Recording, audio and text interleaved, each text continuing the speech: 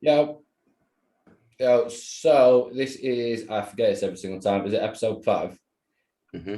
It's gonna be hard when we get into big numbers because I'll forget. So episode 5, we're gonna do it on weekend warriors, which I think is a really good topic because I stayed in at the weekend, and I didn't do anything. I was like, right, I'm a nice casual weekend, caught up on some work, and Harry and Ben both hitting it large on socials. How the tables have turned now, eh, fellas? So yeah, I had a very sensible weekend because I'm not a weekend warrior. But obviously these two did go and give it large. I think Ben gave it large a little bit more than Harry did, based on what based on the feedback I saw on Sunday morning. But yeah, so what we're trying to do is just keep everything quite targeted on these podcasts because you can kind of just talk about random stuff. And realistically, right now, pubs have opened, sun's shining, Euros is on. And you're 100% going to want to go out and have some drinks. You're 100% going to want to go out and have some food. So we kind of just wanted to discuss what a weekend warrior is. That'd be a good place to start. So Aaron, how would you describe who would you describe as, not who, but what would you describe as a weekend warrior? Weekend warriors, diet Monday to Friday, train Monday to Friday, get blasted Saturday, Sunday, go again Monday, and just repeat. That's the best way to sort of describe it, innit? Everyone sort of keeps it quite tight and legit Monday to Friday, and then they sort of just loosen the reins fully on the weekend. Yeah. Or do you, they're pretty similar? Exactly the same as that, innit? Graft their ass off in week to blow it all up in the weekend. Yeah. So basically, if you're going to look at the whole picture of this, is what this kind of does. It will get into a cycle of you'll be making quite a good amount of progress, and then it'll be a case of right. You go out, you have 8 pints, so you have a bottle of wine. You have about 3 or 4 off-plan meals rather than one off-plan meal. And then it's a case of like, shit, you're 2 kg up by the time it gets to Monday. When it gets to Wednesday, you're like, right, I'm starting to get back to my normal weight. Oh, sound right. Well, I've just come back down to a good position. So this is from like a fat loss perspective. You've got to get down to a good position, and it comes to Friday again. It's like, oh shit, I'm here again. And it's and it is definitely it is a problem what kind of people have. And I'm not, so like when it comes to like a weekend warrior, you got loads of different perspectives of it. You got your drink. I'd like to separate it, drinking and food, but often when you drink, you're gonna have bad food. So let's just say let's just try to avoid the weekend warrior for the time being. But let's just say you're a person who has got quite a big social life. What type of limitations could that person face with their progress, and also kind of what can they do to try and counteract it? Starting with Ben.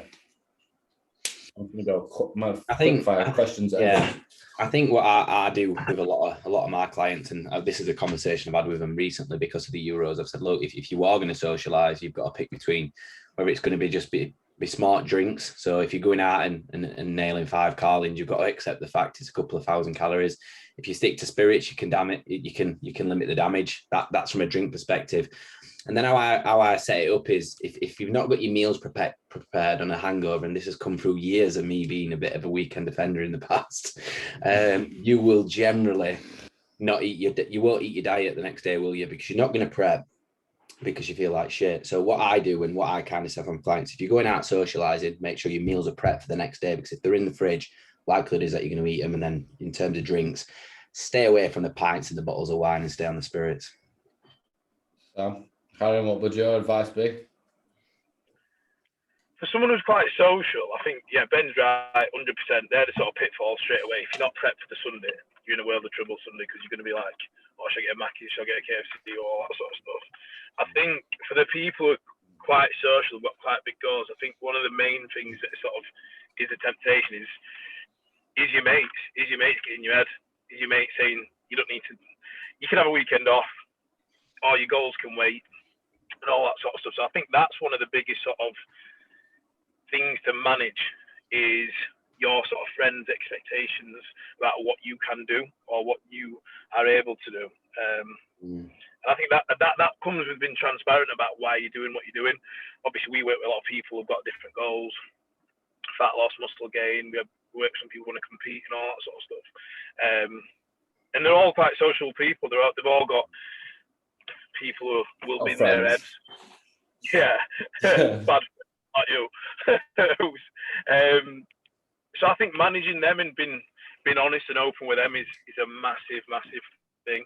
And well, you guys will both have experienced that. Ben, you'll have experienced that when you competed. Ben, you'll experience that yourself all the time. It's just being honest and open with people about what you're doing and why you're doing it, I think, is key. Some people just listen to you and hear you say it and think, oh yeah, it's all right, I get it, but they don't really understand the importance of it, the proper whys. And they're the people sort of badge you in, text you, and out you in group chats, at you in WhatsApp chats, and tag you on Instagram saying, where's Ben Bray at? Empty pint. Yeah. I think a good thing to do is, because obviously it's like when you plan your meals, like say if you've got something towards the weekend, and I've been a killer for this in the past, where you get to the weekend and you're like, oh well, there's no else to do. But like plan something for that weekend. So like if you're going to be basically training, working Monday to Friday, and you get to the weekend and you've got nothing planned, and you're like, oh, I've got 2 days now. Oh yeah, fuck it, I'm just going to go out and have a few drinks. You're going to do it, because last thing you want to do is sit in house doing nothing at a weekend. Like it's absolutely horrific. To be fair, I'm not joking. I sat in house Saturday and Sunday, and I like sat there going, and I'm going, I wish I'd planned something. But then at the same time, everybody were out at pubs and stuff like that, and I like the same. And I woke up on Monday morning, I was like, I'm glad I didn't plan something. But like, there's so much stuff to do other than just going out and getting pissed. I mean, like for example, unless somebody is on like a really competitive style diet, I will turn around and say to someone every single Saturday night, go out and book somewhere to eat. And it's a case of, well, I said without question, and this is not a case of going out and you have to be absolutely prim and proper. You can have one meal out per week, which is not going to, you could even have 2 or 3 meals out per week. If it's a good, what I say to people is go out and eat something which is a good quality food source, because there's a massive difference in going out and having a really nice meal. Because what people don't understand is when you go out and you have that social cultural effect, it'll relax you, it'll reset you. There's nothing negative about it from a fat loss perspective or training perspective, because you've got that time out to step back in. But if you go out and you're like, right, I always use Domino's because I'm not like, it's probably the one thing that I turn around to plan. You can go out and have anything you want other than Domino's. Because if you have that, it's going to absolutely tear your digestion apart for about 2 or 3 days afterwards. You can have GI distress, you can have inflammation, not going to feel very good. So what I literally, and I'm not joking, I have a lot of people, I think I probably said this to these two before, is if you go out and act like a dickhead, you're going to feel like a dickhead. So if you go out and eat like just without a care in the world, there will be an absolute knock-on effect to that. But like, for example, people look at like going out as like a linear thing, right? You have to go out and eat loads of shit, or you have to drink loads of stuff. You honestly, and this is again misspeaking from experience, and I have definitely been a weekend offender over years. I love now going out and planning different places to go and eat, and I will have 100%. I'll have a pint or two. I'll have at least a pint every weekend when I go out for a meal, because it's nice. Because the difference between doing that and then just going out and having whatever you want to eat and then going out afterwards. But in terms of trying to like counteract it, so this is obviously something what people don't understand. So just because when you go out and eat and drink and stuff like that, you don't eat. So like this is the moment that you don't eat, you don't perform. So food is food to us is not food. Food is training stimulus. What you eat dictates what you perform at what volumes and what intensities and how well you recover. So the moment that you start missing protein, the moment that you start doing that, you're not going to recover as well. The moment you start missing out carb meals, you're not going to perform as well. The moment you start missing out veg, you're not going to digest food as well. So people turn around and go, yeah, well, it's really good because I had drinks, but then I didn't eat anything on Sunday. And it's like, like, oh, so I'm like, so yeah, so I can't react it. I went, well, guess what your performance is going to be like for the next 2 or 3 days until you've got glycogen filled back up, until you've got meals back into your system. So it's a case of having that balance, really. And but at the same time, I always say to people, like, I never use the word cheat, because I just think it's pointless. Like, you're not cheating on your diet by going out and having a few drinks with your friends. You're not cheating on your diet by going out and having a meal. It's just something which is not on plan. And half of the time, that I don't like to call plan really, because you can create a variation for any meal. Because this is what people do. They'll turn around and go, right, I've stuck to my plan all week. I've had the exact same gram of spice. I've not had any bit of milk in my coffee. So they turn around and they go, right, I've only drank water now for 30 days. And I was like, well, what the fuck? You don't have to have that 100% right. You cannot have tiny little things. Like I am sat here with a big bowl of fruit, which is not technically on my plan, but I'm fasting now. And I've got kind of white Monster, I've got Diet Cokes and stuff like this. But when people go, right, 100% attitude, you're going to come to a weekend and go, boom. And it's exactly like I've just literally I've just made a post-show. So this is exactly the same as like a post-show. When someone preps for a show, they finish and they're like, fucking, I want everything. So we've kind of counteracted that with NutriFast and go, right, when people finish post-show, you've got X amount of meals, which is good quality sources. Because like, say for example, you come to a weekend and you've gone 100% all week, yeah, you're going to want to go fucking mental. Yeah. What have you binged on after shows, Ben? You don't want to even talk about. I've cried after shows. I've binged that hard. My stomach's hurt that much. The most recent one, two bros. We went to McDonald's, didn't we? So we went to McDonald's. Yeah. I'd already had about 5 brownies, Anna. Then obviously on the way back, I were eating more flapjacks, different brownies. Then I got home and what I craved were a Sunday dinner, but I'd already had the McDonald's. So then I sat down to eat the Sunday dinner. Ate that.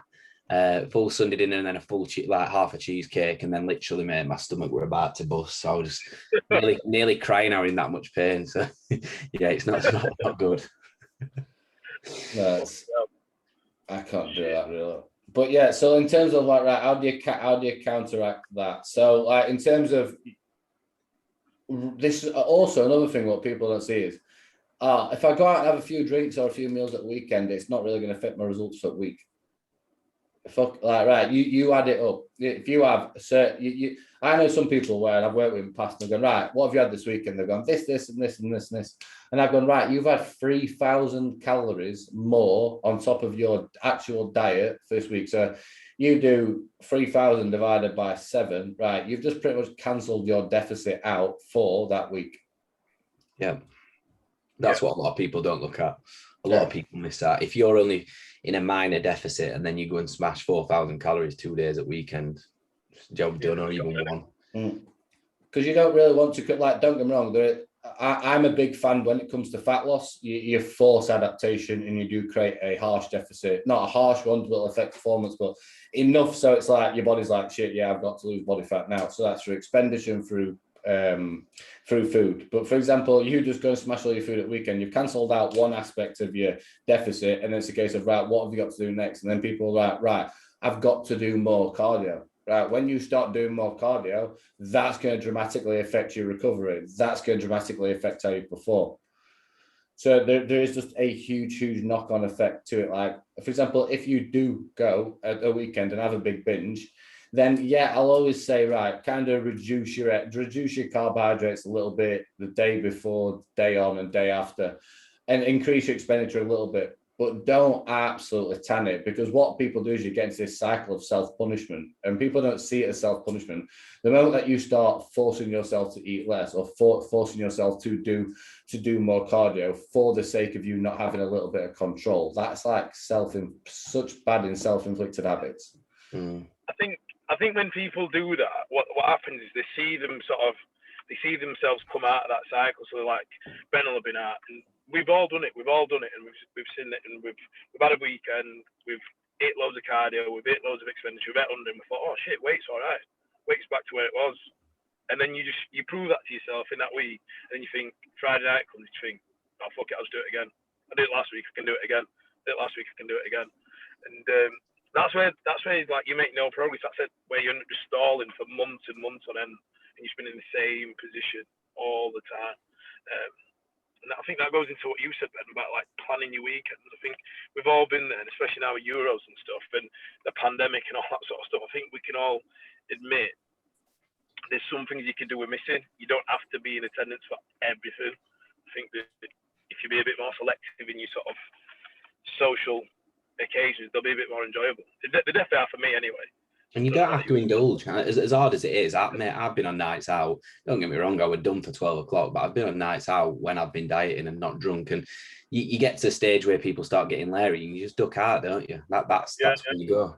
So you don't have to have a drink. You don't have to have any food. You can still socialise and show your face and take yourself off to the bar and get a lemonade and tell people you've got a vodka lemonade and they're not going to know any different, and then just duck off early doors. That's what I've done numerous times before in the past and no one's ever knew.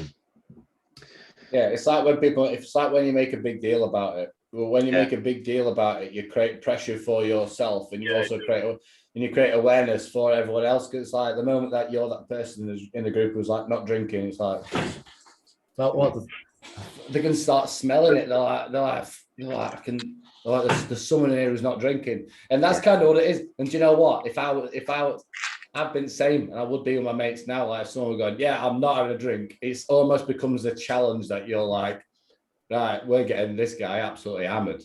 Get me? Because that's what friendship groups is about. That's why it's funny. Like, but if you turn around and you just don't say anything, you go. Or for example, you do drink, but for example, in the time that someone will have 4 or 5 drinks, like they'll have that's like me and Stacey. I'll have like 4 or 5 drinks by the time she's had off. Do you know what I mean? So it's a case of she's still drinking. It's just about 10 times less than what I am. So it's a case of, and that way, you don't have to think, right, I'm excluding myself. I'm creating this 100% or nothing attitude. And also, if you do go out, and that's what I mean. So we're talking about, it's good to differentiate this. We're talking about weekend warriors. So we're talking about weekend warriors who will go and start coaching, they'll take on someone, they'll pay for it, but then they'll be in a cycle of going out every single weekend, eating, drinking, and they're like this for months at a time. There's a massive difference between a weekend warrior and someone who just goes out and wants to get pissed and wants to go out and have a bit of food. Because, do you know what I mean?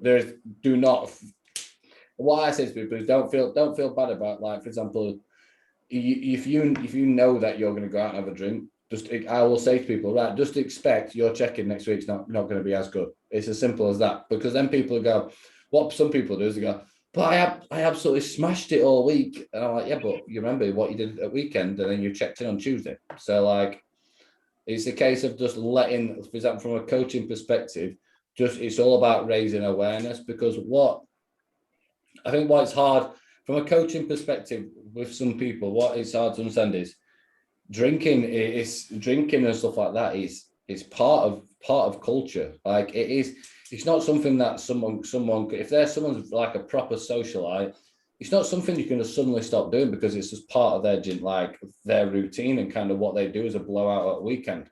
So you can't turn around to someone and suddenly go, right, you're not allowed to go to the pub now, pal, because I said so. Because they're just going to go and do it anyway and not tell you. And then they'll check in and go, oh, I've been perfect this weekend. I've seen you on everyone's Snapchats, mate. Like, do you know what I mean? You were rolling around on the floor at 4 o'clock in the morning. Actually, Ben Brett. Was that actually your coaching experience with Ben Brett? My close friend's story stays private on Instagram. No, but it's 100%. It's about balancing that, because it's like right now, and also what, like, for example, I think so if this is from like a Newsfest has really picked up again now. It's like, but at the moment that everything opened up again and the pubs and stuff started opening up again, everyone's got it out the system and stuff like that. And it's a case of, as a coach, you've got to understand that. I remember when I think Ben said, like, I've got about 25 lads who have all just gone out and got pissed this weekend, and I turned around and I went, what do we expect? I said, from a coaching perspective, everybody has been locked inside now for 12 months, and they've just delayed the restrictions again. So like, you've just got to almost ride the wave. Like, if you're working with general population clients, don't be I will not like, for example, unless there's a competitive client or something like that, then I'll be like, what are you playing at? Yeah. But I'll never ever like, because if you set things, if you're a competitive client or you've set a goal, or for example, if you turn around and go, right, I want to look like this, and it looks like Zeus, and they're going out and drinking, their actions are directly going against like what they're actually wanting to achieve. And that's when you turn around and go, right, let's have a serious chat. But it's a case of with your other clients and stuff like that, if you turn around and just try and cut social aspects out of someone's life just for the sake of them achieving a result, then there's no longevity in that, because Not at all. no longevity in that at all. And so you've just got to raise awareness. You've got to think about, so like the top 5 things we spoke about is like, right, make sure they've got something planned at a weekend, which isn't sat waiting for the sun to come out and then going, oh, beer. Do you know what I mean? Number 2 is, right, if you know they are going out at the weekend, right, you probably, or you feel they have got a month of social occasions, then what you can do is, right, we need to look at a little bit more of an aggressive approach from a diet and cardio perspective to counteract the fact that you've got weddings, you've got this, you've got that. Then it's a case of, right, trying to address their actual consumption and their choices of food. So if you turn around and you're telling someone to have a cheat meal at a weekend, oh my God, they are going to have a cheat meal at a weekend. If you directly turn around to someone and say, right, I want you to have an off-plan meal, which is a good quality food source at a restaurant, guarantee you that's going to be very, very different to a doner kebab. I mean, and it's a case of and just raising this awareness, because in those little bits of choices, you could save someone, 1, not eating all day the next day because they're that hungover, 2, saving about 3,000 calories from different bits of food. So from a coaching perspective, it's not about turning around and saying, right, you cannot do this. It's just about raising awareness of the consequences if you do that, and also looking at better choices, really. Yeah. I'd agree with that. But yeah, I'm trying to think of anything else, really. It's not like really a huge topic, Weekend Warriors, but I did want to cover it a little bit. It's important, isn't it? I think it's important because people get stuck with it. Coaches don't know how to approach it, and like you said, coaches always want results out of the clients, and I think they need to sort of toe a certain line and say a certain thing. But like you said, if you want longevity with the client and for them to understand that they're doing all right and they're doing well, you need to be transparent about what it's going to cost and how it's going to look and how it's going to play out. That isn't going to be detrimental to that client. If they're going to enjoy it and they're going to have good balance, then you're in a good place. Both of you are in a good place. Yeah, I think it comes down to last podcast as well, Ben, that client-coach relationship. Like, I did a check-in just this morning, and this guy that I've got on board, I've known him years, and I know the social element's a huge part of his life, but he's parked them completely, took Euros, and then he even stayed in and drank. He even stayed in on the first game at the weekend.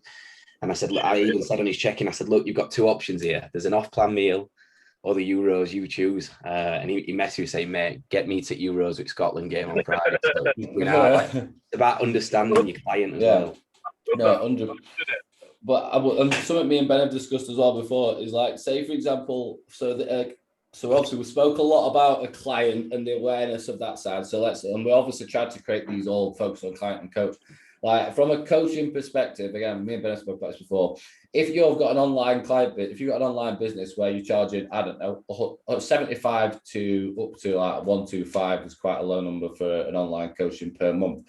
If you're charging them type of fees, I guarantee you that people aren't going to be that bothered about going, yeah, I'm going to go out and have a weekend. I'm going to stretch this coaching out.